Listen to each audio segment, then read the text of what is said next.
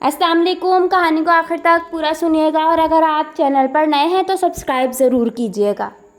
मेरी कज़न की शादी हो रही थी, तभी बारात में आई एक औरत ने कह दिया, अगर तुम लोगों ने इस लड़की से अपने बेटे की शादी की तो तुम्हारा बेटा शादी के 7वें रोज़ मर जाएगा। ये सुनकर उसके ससुराल वाले परेशान हो गए और मेरी कज़न की बारात वापस चली गई। मेरी कज़न ने इस बात का इतना सदमा लिया कि उसने ख़ुदकुशी की कोशिश की, मगर हमने उसे बचा लिया और वो यूं उसकी जान बच गई। मुझे उसकी यह हालत ना देखी गई। मुझे यकीन था कि उस औरत ने मेरी कज़न के बारे में झूठ बोला था। मैंने अपने शौहर से कहा, मेरी कज़न से शादी कर लो।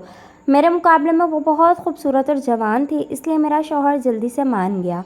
दोनों की शादी हो गई और जब 7वां रोज़ आया तो दफ्तर से मेरे शौहर का फ़ोन आया और यह सुनकर मैं सकते में आ गई, क्योंकि मेरा शौहर तो वाकई मेरा नाम अनम है और मेरी शादी को 10 साल हो चुके थे। मेरे 3 बेटे थे और मेरा शौहर बहुत अमीर आदमी था। शादी से पहले मैंने भी बहुत बुरी ज़िंदगी गुजारी, मगर शादी के बाद मेरे शौहर ने मुझे बहुत सारे सुख दिए। यह रिश्ता मेरे भाइयों और भाभीयों ने तय किया था, क्योंकि मेरा शौहर मुझसे उम्र में बड़ा था, इसलिए मुझे यहाँ शादी नहीं करनी थी। लेकिन मेरे घर वालों ने मुझे मजबूर कर दिया और फिर मुझे यहाँ शादी करनी पड़ी।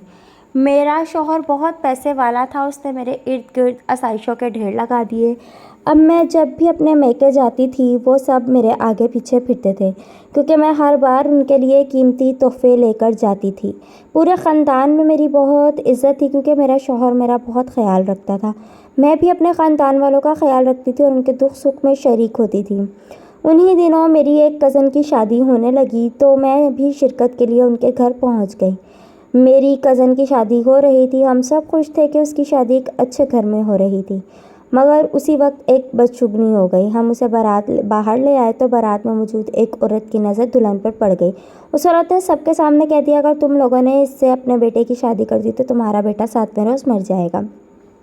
ये बात सुनकर हम सब हक्का पक्का रह गए। आखिर उस औरत ने इतनी बड़ी बात कैसे कह दी? अब तो उस औरत ने यह बात कह दी थी और यह बात सुनकर उसके ससुराल वाले बहुत ज़्यादा परेशान हो गए।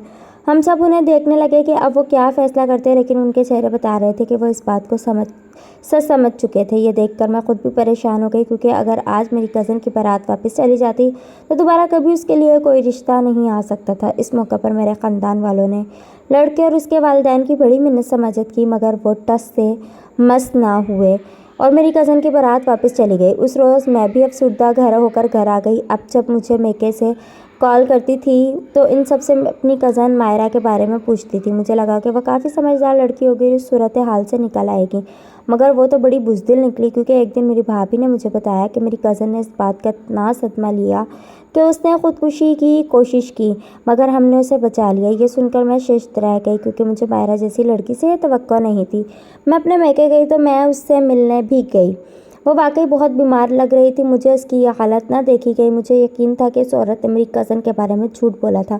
कोई किसी को देखकर यह बात कैसे कह सकता था कि उसके साथ आने वाले दिनों में क्या होने वाला है? वैसे भी वो औरत कोई नजूमी तो नहीं थी जो मेरी कज़न के रिश्ते को ख़राब करके चली गई, और अब मेरी कज़न ने यह सदमा अपने दिल से लगा लिया था। मैं चाहती थी कि जल्द से जल्द उसकी शादी कहीं हो जाए ताकि वो इस सूरत हाल से निकल आए, मगर यह सुनने के बाद कोई भी उससे शादी करने के लिए तैयार नहीं था। ऐसे में मुझे एक ख्याल आया। एक दिन मैं और मेरे शौहर अपने कमरे में बैठे हुए थे कि मैंने अपनी कज़न मायरा का जिक्र छेड़ दिया और कहा कि उस बेचारी की शादी टूट गई है। दरअसल इस मौके पर मैंने अपने शौहर से यह बात छुपा ली थी कि उसकी शादी क्यों टूट गई थी। चूँकि मेरा शौहर इस शादी में मेरे साथ नहीं था, इसलिए उसे असल बात का इल्म नहीं था, और वैसे भी अगर उसे इस बात का इल्म हो भी जाता तो वह ऐसी बातों पर यकीन नहीं करता था। लिहाजा जब मैंने अपने शौहर से कहा कि मेरी कज़न से शादी कर लो, मेरे मुकाबले में वो बहुत खूबसूरत और जवान थी, तो मेरा शौहर मुझे हैरानी से देखने लगा। मैं तुम्हारे होते दूसरी शादी कैसे कर सकता हूँ? उसने मुझसे यह बात कही तो मैंने मुस्कुराकर कहा, अच्छा तो मेरे मरने के बाद कर लोगे? ये सुनकर वो घबरा गया। नहीं नहीं, मैंने ऐसा कुछ नहीं कहा, लेकिन मैं तुम्हें दूसरी शादी की खुद इजाज़त दे रही हूँ। अगर तुम दूसरी शादी करना चाहते हो तो मेरी इस कज़न से कर लो। वैसे भी तुम अमीर हो, तुम 2 बीवियों का खर्चा उठा सकते हो। इसे सुनकर मेरा शौहर सोचने लगा, तो क्या तुम्हारे ख़ानदान वाले मान जाएंगे? मेरे शौहर ने यह बात कही तो मैं मुस्कुरा दी। वाकई मेरा शौहर भी दूसरी शादी करना चाहता था, इसलिए मैंने उससे कहा कि ये सब तुम मुझ पर छोड़ दो। यह सुनकर मेरा शौहर जल्दी से मान गया। मैंने कुछ दिन बाद अपने घर वालों से बात की और उन सब से मुझे सख्ती से मना कर दिया। दरअसल उन्हें भी लगता था कि मायरा वाकई इतनी मनहूस थी। تو اس کی جہاں بھی شادی ہوگی وہاں اس کا شوہر مر جائے گا۔ خیر اپنے خاندان والوں کو مناتے مجھے کافی ہفتے لگ گئے، کیونکہ انہیں لگتا تھا کہ مجھے خود ہی بیوہ ہونے کا شوق تھا، مگر میں نے انہیں سمجھایا کہ کوئی بھی عورت اتنی منحوس نہیں ہو سکتی۔ اگر شادی کے بعد اس کا شوہر مر جاتا تو یہ لڑکی کی قسمت میں لکھا ہوا تھا۔ میں نے ان سب کو سمجھایا کہ یہ سب جہالت و گمراہی کی باتیں ہیں، تب جا کر انہیں یقین آیا، اور ایک دن بڑی سادگی کے ساتھ میری کزن اور میرے شوہر کا نکاح ہو گیا۔ ویسے تو میری کزن بھی اس رشتے کے لیے نہیں مان رہی تھی، مگر میں نے اسے کہا کہ تمہارا آخری چانس تھا، اگر تم نے یہاں شادی نہیں کی تو تمہاری کبھی شادی نہیں ہوگی۔ یہ سن کر وہ گھبرا گئی اور اس نے رشتے کے لیے ہاں کہہ دی۔ پھر ان دونوں کی شادی ہو گئی اور میری کزن میرے ہی شوہر کی دلہن بن کر ہمارے گھر آ گئی۔ یہ بات میرے بچوں کو معلوم نہیں تھی، لیکن مجھے پتا تھا کہ ایک نہ ایک دن یہ بات انہیں معلوم ہو جائے گی۔ تب کے لیے میں نے سوچ لیا تھا کہ میں نے سب سچ بتا دوں گی۔ خیر ابھی تو میں خوش تھی کہ میری کزن کی شادی ہو چکی تھی اور شادی کے بعد اس کا گھر بھی بس چکا تھا۔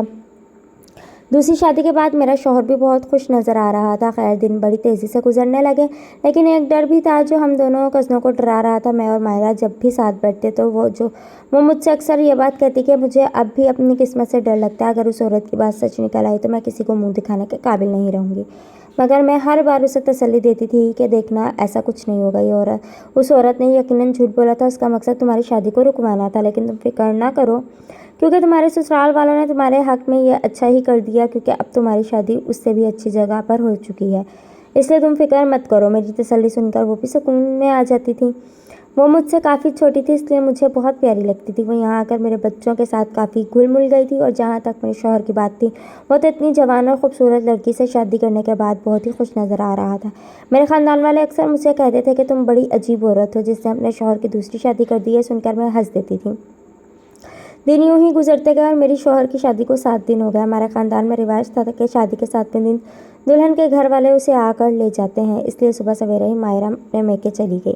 اس سے پہلے میں نے اسے بہت ساری شاپنگ بھی کرائی تھی، اس لیے وہ کافی خوش نظر آ رہی تھی۔ اس کے گھر والوں نے اپنی بیٹی کو اتنا خوش اور پرسکون دیکھا تو مجھے بہت دعائیں دینے لگے۔ اس دن میرا شوہر صبح سویرے ہی دفتر کے لیے نکل گیا اور میں بھی بچوں کو اسکول بھیج کر آرام سے بیٹھ گئی۔ میں اس وقت ٹی وی دیکھ رہی تھی جب اس کے دفتر سے فون آیا، اور یہ سن کر میں تو سکتے میں ہی آ گئی تھی، کیونکہ میرا شوہر تو واقعی ہی مر چکا تھا۔ اس کے ایک آدمی نے بتایا کہ صبح سویرے میرے شوہر کو دل کا دورہ پڑا اور وہ مر گیا۔